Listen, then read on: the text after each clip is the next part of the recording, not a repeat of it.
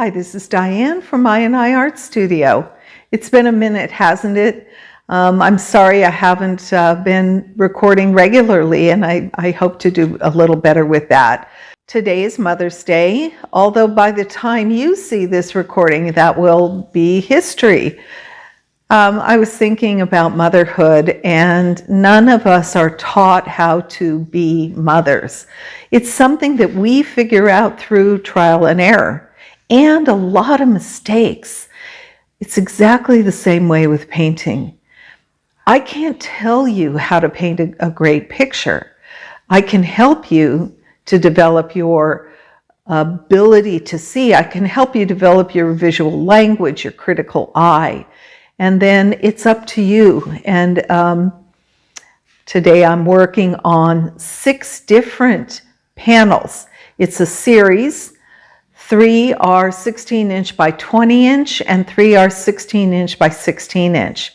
I've been working on these pieces for several weeks with no resolution yet.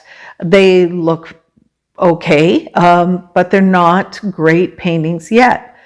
What will make them great paintings? I don't know, but I'll recognize it when it happens. So I'm going to let you witness my process today of working, and I'll kind of narrate you through the process of what I think about when I'm trying to make decisions, and hopefully that'll be beneficial to you as well, okay? We'll see you at the table.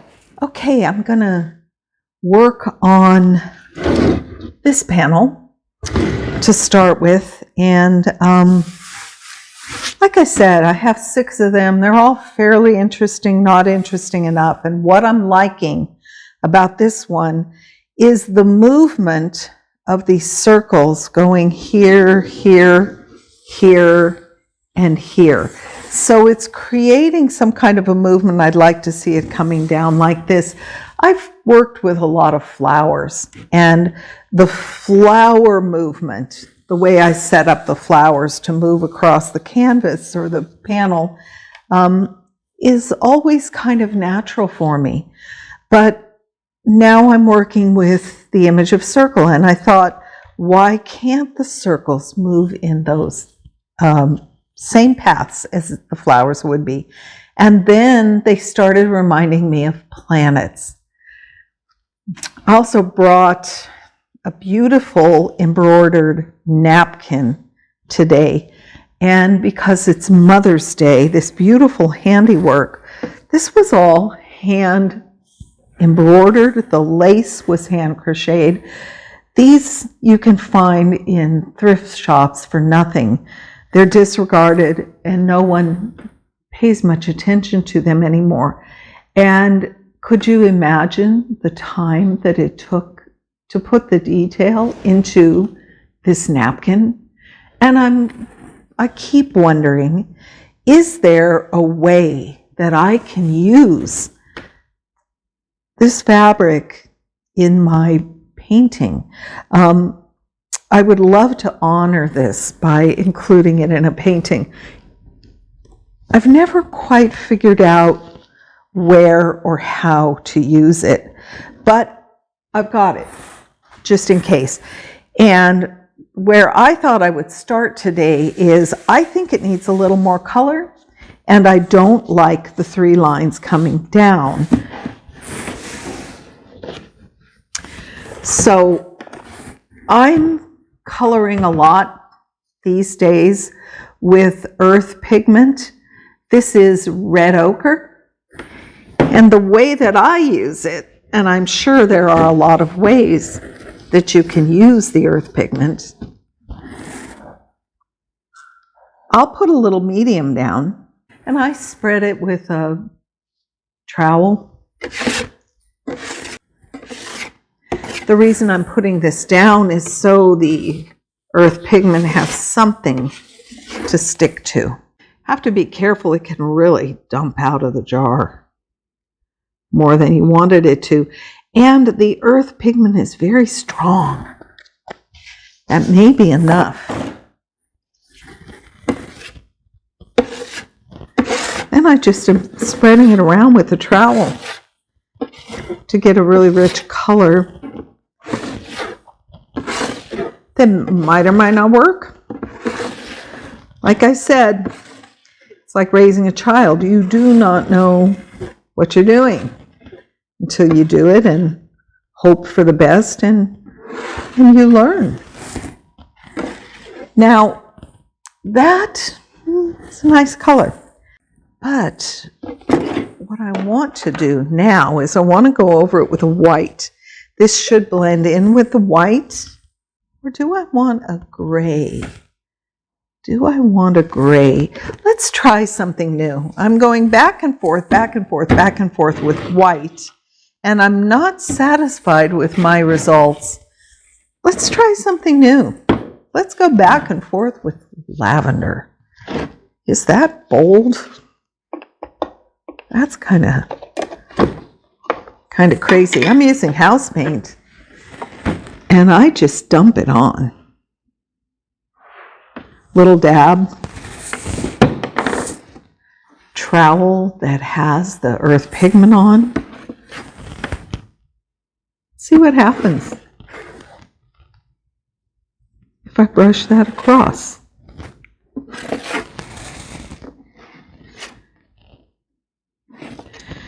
Okay, do I want more of a grid pattern on this? Do I want to take this all the way up, or do I want to kind of draw the line here? I think I'll draw the line here.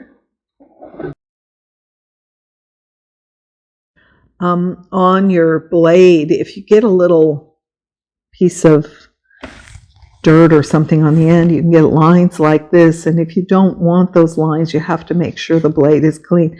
Now I think I'm just getting the corner of the blade down, and that's making a mark. So I get this down. It's okay. Nothing earth-shattering. It's not solving any problems. But the next thing I want to do is to put some paper, tissue paper down. So let's try this beige rice paper. I do this all day long. Sometimes I get somewhere and sometimes I get nowhere. And lately it's been nowhere. I'd sure like to see the magic happen today.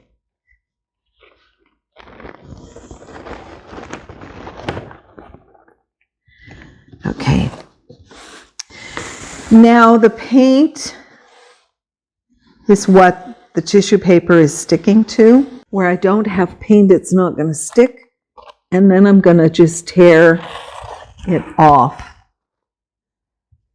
Wondering, is that strong enough? It doesn't seem to be doing much of anything color-wise because of the purple. I think I'm going to take that off and go back with some black. I do, however, like the shape of this black better without those lines coming down. So there's a couple of things I can do. I can put some medium on it and just see if that's going to make a difference. I need a little paper towel. What the medium does is it gives it transparency, so it will allow what's underneath to show through, which could be the purple that we just put down. Let's see what happens with a little gloss medium on top. You can easily tear the paper too, and sometimes that's a problem, sometimes not. Okay, my world isn't shattered. Nothing super exciting going on here either. So I tried the orange, I tried the purple. Let's scrape through the paper and see if that orange comes up as anything interesting. Okay. So now I have revealed a little bit of what's underneath it. And again, I'm not thrilled. I'm not excited. I'm going to go over it with a little creamy white. Now I've poured this thick so that it can cover everything that's there. Okay, this is actually going to unify it with the white that we already have in the background. And so far, this is the best decision I've made today. Smoothing it out by going in an opposite direction. Sometimes that's all you can do for the day, and then you have to let it dry.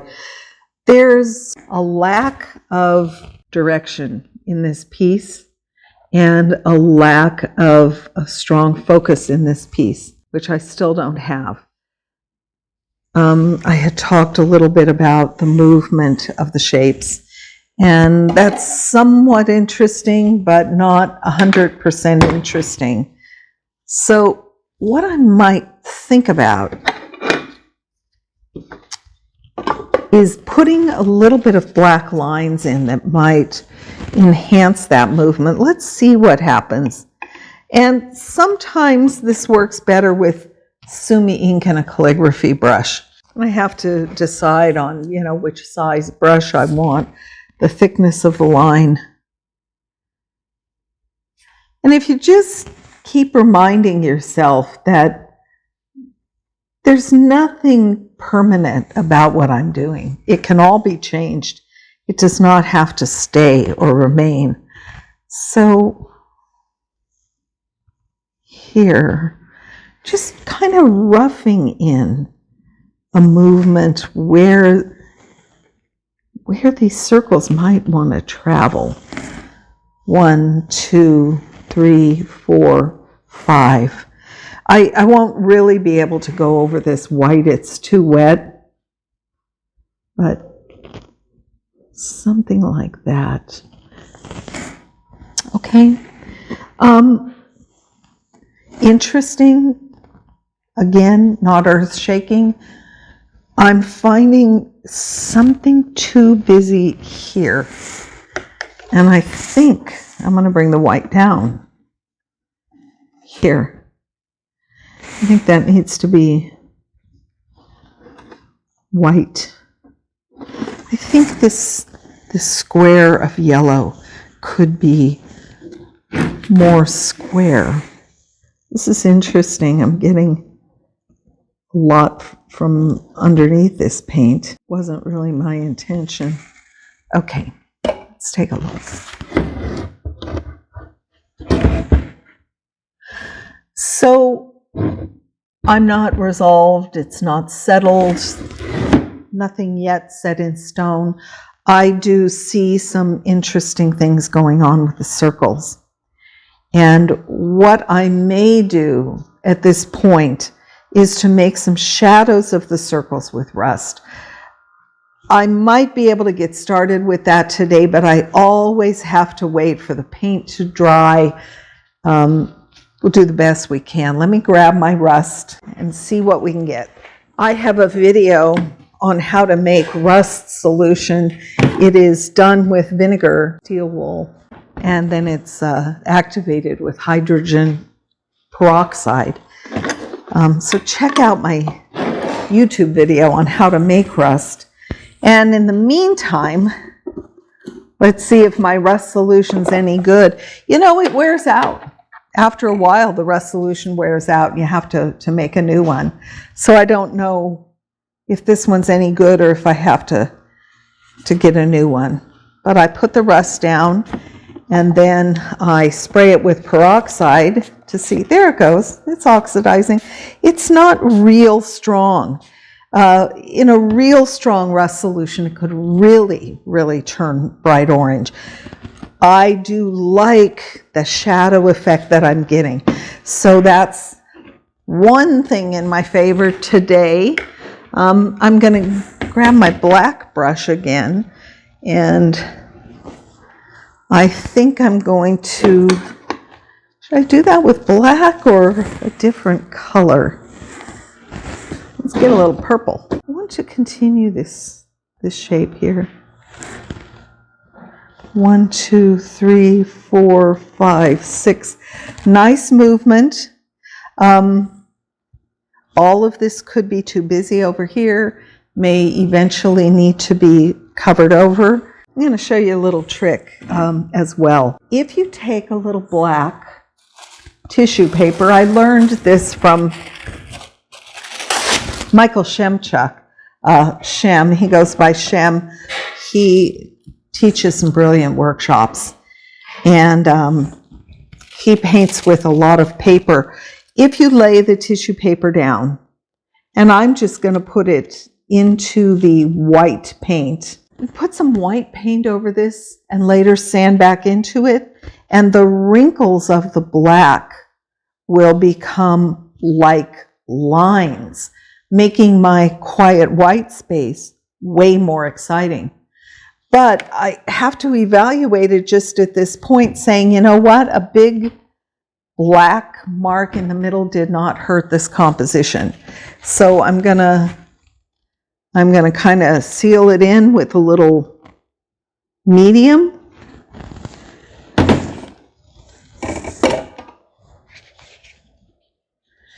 You waste quite a bit of paint doing this process. I wind up wiping off paint and throwing it straight into the wastebasket. For me, the paint that was there that I take away leaves a ghost image, and the ghost image sort of speaks about ghosts. It speaks about people that were here that are no longer here. And, you know, in this case, on Mother's Day, many of us have lost our mothers, so that's something to think about. Am I talking about my mother being here and then not being here, but leaving a presence? So whenever you cover something up on your painting or take it out of your painting, you're leaving an impression. This is clear medium. This will dry. So right now we have a big old black spot in the middle of the painting. Whether or not that will stay or develop into anything remains to be seen. So I'm going to put this one aside, and I'm going to grab another one. Okay, so this is another piece. It's got some nice colors to it.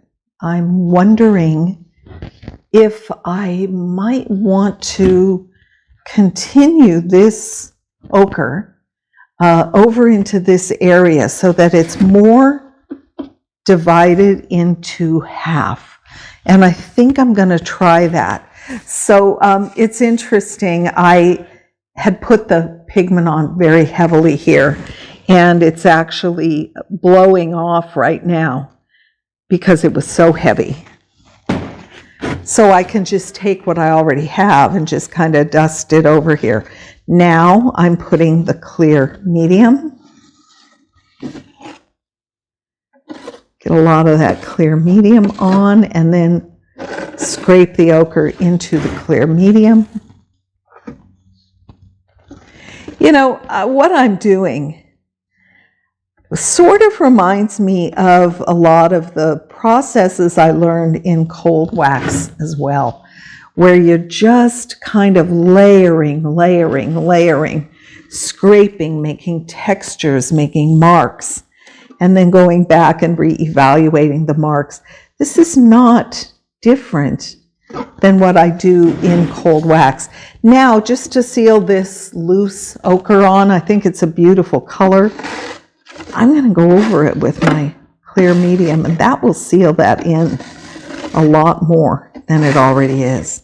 So that's in there, good.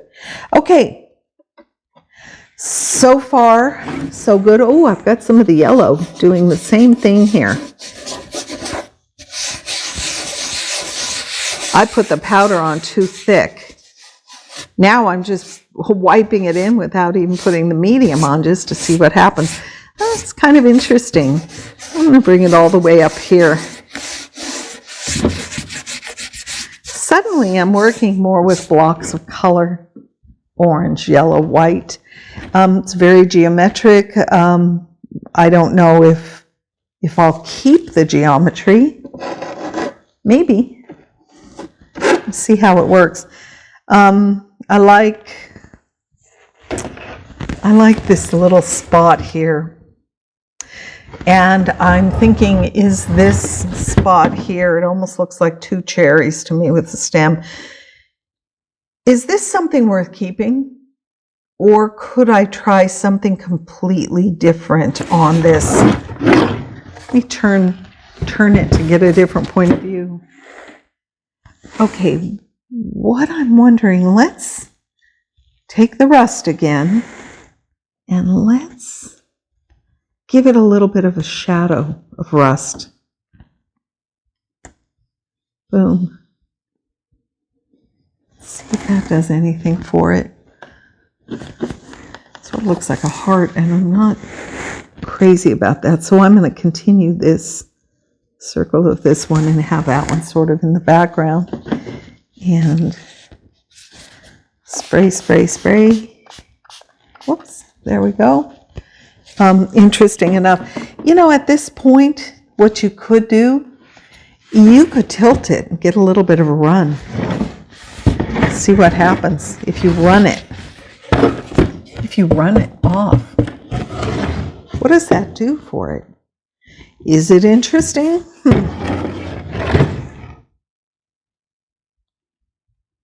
I don't know. I'm not crazy about it. So you can control your runs. Wipe them off. Leaves a little bit of a stain there, which looks pretty good. So that's interesting. Do I like this black line up here? If I do, let's emphasize it. Little brush.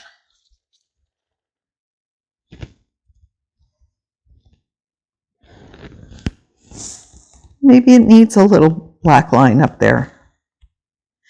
And now I've kind of lost what I liked about this part. I've kind of obscured that. Again with the ghosting, wiping it off. What do you got? Okay, it's fairly interesting. I'm wondering, is this a piece that could use a little stencil? I'm feeling in this square area here, it might want to be a little brighter, a little different color, a little different tone. Does it want red? Does it want purple? Does it want to dry? I think at this moment I'm going to put this one away also and move on. The interest to me in this piece is the bottom area down here, where I actually haven't worked it much. I started with dictionary pages, and I love the space between the dictionary pages, that geometry.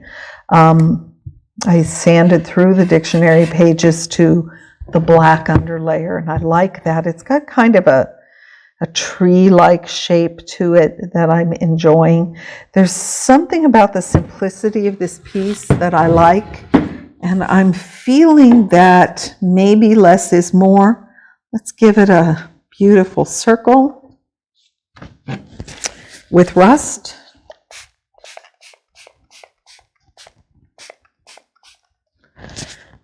Spray it a little bit. I want a little brightness here. And that could be paper. I'm getting a lot of vertical here.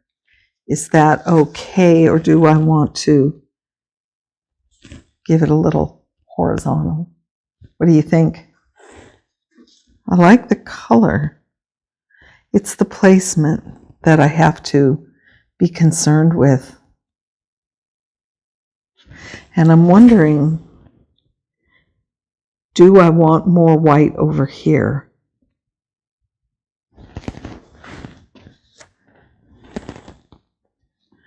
There are millions of decisions. You never know which one's going to work out better than the others. It's an interesting colors here, but not quite. This thing wants something a little stronger. Maybe a little of the yellow ochre. And since this worked the last time, it's just rubbing it in. Let's try that.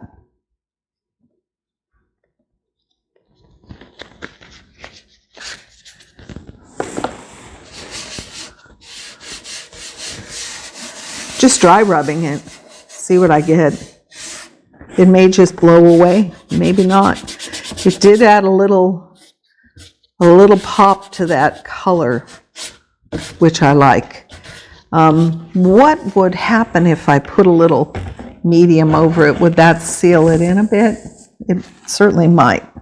I'm just trying to get a couple drops down without a whole gallon coming out. Got it. You know, that seemed to work really well. Okay, I like it.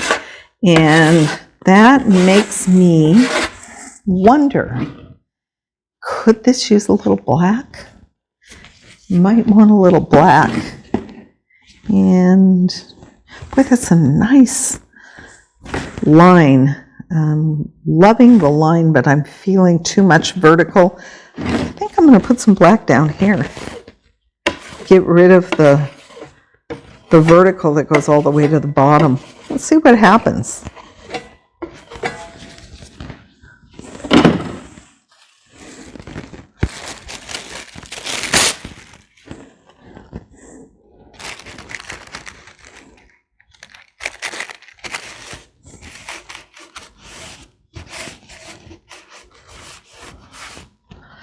This didn't have any glue under it, so take that off.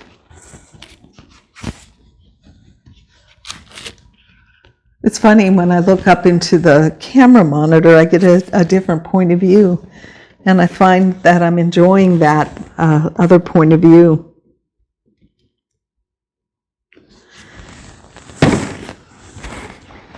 So far, I'm liking the black, and I'm feeling maybe even want a little more black. I don't like that ripped edge there. I may put a different kind of a ripped edge on it and see if I like that better. Okay.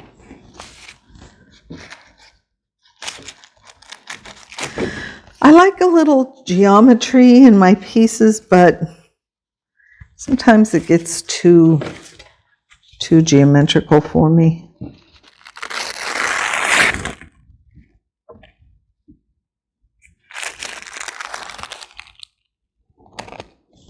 Not quite giving me the movement that I'm looking for.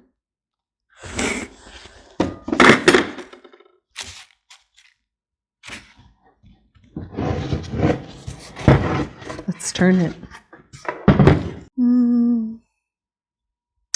You know what? If I went straight across with the black so that it paralleled this, that actually might be a little more interesting. Michael Shemchuk was very neat in I Am Very Messy. And I often think to myself, what would Michael think if he saw this mess that I've made here today? I usually, figure things out and wind up with a pretty good painting in the long run, but gosh, dang, takes a lot to get there. I like that parallel line better. Remember, the wrinkles in this are really going to add some visual interest, especially if I decide to go over it with another color.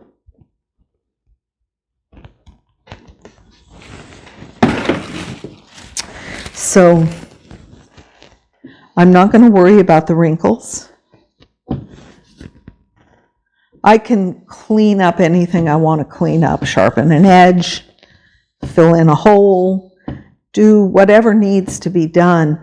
What I'm doing at this point in the painting is I'm struggling to find the composition in the palette.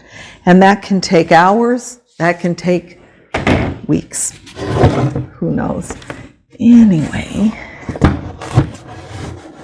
that's a little something different on this one. It's changed a bit. Okay, so I'm going to leave you with that. And